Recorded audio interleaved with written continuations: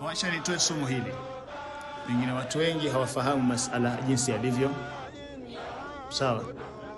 Tuna asma ambazo ni an-nasabiyya.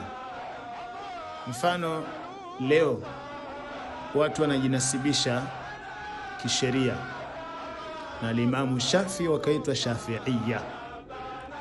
Sawa? Kwenye sheria unajinasibisha na Imam Shafi unakuwa ni mwana Shafi'iyya.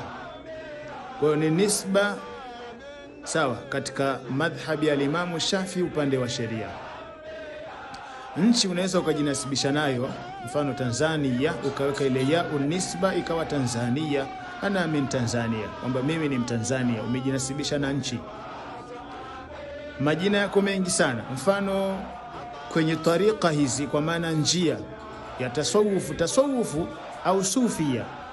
Sawa, nisba ni jina ambalo ishtiqaqi yake mina sifa au mina sufa, ni mtu anajinasibisha kutokana na sifa ya tabia njema, ndiyo sufia.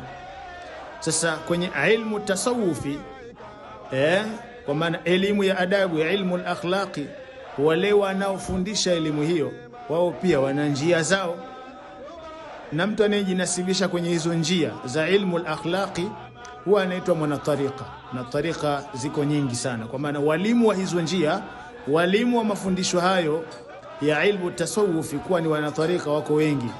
Mfano kuna tariqa ya Alawiyya, ni nisba li Sheikh Ahmad al-Mustafa Alawi, Sadatul Alawiyin.